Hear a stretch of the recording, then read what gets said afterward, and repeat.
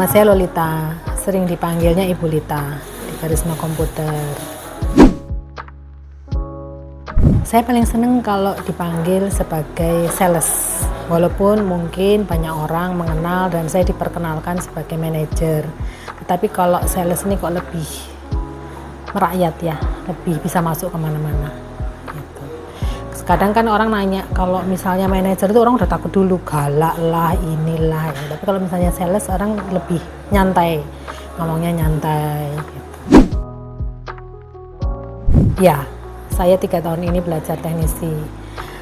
Karena ya memang kebutuhan Karisma Komputer. Kemudian karena awalnya kenapa mau belajar, karena COVID. Pada saat itu Karisma Komputer sedang membangun. Ketika awal kena COVID, kemudian saya kehilangan teknisi karena teknisinya resign. Saya memang sekolah di bidang IT, tetapi sudah lama nggak pegang hardware. Ditinggalkan, nggak pegang hardware, bekerja sekian belas tahun baru bergabung dengan Karisma Komputer. Teknisi dari hardware, software, harus menguasai, walaupun bukan saya mengerjakan tapi saya harus bisa. Iya, karena setelah saya tahu bahwa terjun langsung memegang hardware atau obeng untuk bongkar laptop itu yang paling utama adalah pergaulan. Pergaulan kamu sesama teknisi bagus, berarti kemampuan technical akan semakin tajam. Jadi ada beberapa grup teknisi komputer Indonesia yang saya ikuti. Bahkan beberapa grup BIOS dan skema motherboard yang saya ikuti. Dari situlah saya berkembang. Alat apa yang harus saya butuhkan, caranya seperti apa, menggunakannya seperti apa. Yang dulunya nggak tahu tentang basic elektro. Dari voltase masuk 19 volt, laptop itu turun kemana, berapa volt ke motherboard. Kalau mati total itu biasanya matinya di mana, hilangnya di mana. Mau nggak mau harus belajar. Jadi basicnya dari situ. Kadang pun kita gagal ya untuk mengeksekusi laptop karena begini. Pertimbangannya kalau kita bilang gagal itu karena biaya servis yang kita akan keluarkan itu lebih besar dibanding mengganti part baru. Ya, itu gagal. Mending nggak usah diteruskan. Gitu. Lebih baik membeli hardware baru atau motherboard baru daripada diservis. Gitu. Laptop ketumpahan kopi, basah, kuyup, kena kopi, serbuk kopi ada masuk, basah, kemudian usernya tidak tahu bahwa itu dilarang untuk menyalakan atau connect ke adaptor.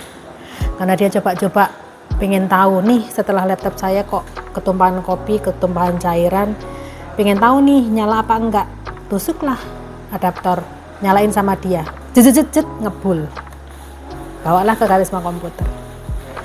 Kalau misalnya saya bisa bantu klaim garansi ya saya bantu klaim garansi, kalau enggak ya saya servis motherboardnya.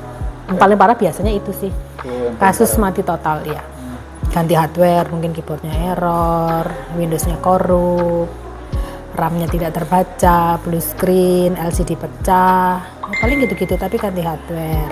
Atau mungkin lemot, banyak virus, atau hilang data, sudah delete, kemudian menyesal, pengen dipanggil lagi, tapi kan sudah delete, nggak ada lagi. Nah itu kadang kita harus mengembalikan, user pengen dikembalikan dokumen yang hilang, ya kita panggil lagi. Ada beberapa yang bisa. Tapi kalau sudah kena di data yang kena virus ransom, saya pikir harus diinstal ulang. Gitu, karena ransom ini virusnya kan encrypt, virus encrypt. Jadi seandainya pun kita membayar tebusan encrypt itu nggak worth it lah untuk kita bayar. Lebih baik install ulang selesai. Gitu. Kalau virus-virus yang lain masih bisa. Menggunakan software, dipanggil, diinstal ulang masih bisa. Tapi kalau ransom, jenis ransom apapun juga lebih baik sudah ikhlaskan. Pengalamannya harus lebih sabar, lebih teliti. Lebih sabar dan lebih teliti. Karena kalau misalnya lagi bongkar, capek mata, capek pikiran, mending berhenti. Karena ini mengenai barang orang lain. barang orang lain yang harus kita selamatkan.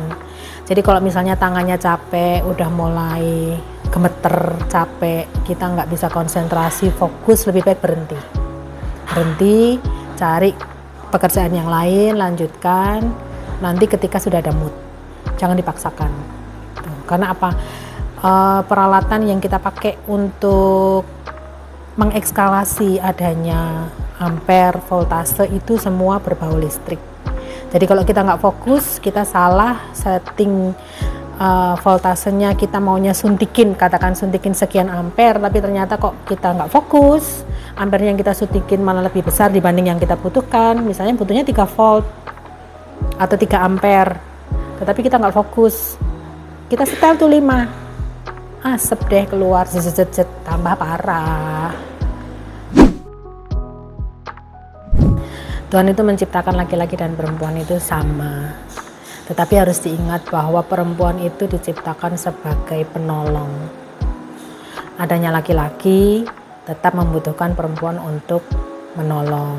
Bukan berarti kalau misalnya saya menjadi teknisi perempuan, kemudian saya menjadi lebih unggul dibanding teknisi laki-laki, tidak. Karena menjadi teknisi itu ternyata teamwork. Kalau saya tidak mengikuti pergaulan atau bergaul dengan teknisi yang kebanyakan laki-laki di luar sana, bergaul dengan baik, punya konektif dengan baik, saya tidak bisa jadi seperti sekarang. Bahkan saya masih perlu untuk mengupgrade diri. Banyak yang masih terlalu jago-jago di luar sana. Saya pengen kenal seperti mereka, gitu. Dan saya pengen anak-anak yang mau belajar seperti beberapa teman-teman yang ada di Karisma Komputer ini yang perempuan yang mau belajar, saya bagi ilmunya. Saya paling nggak pelit ilmu.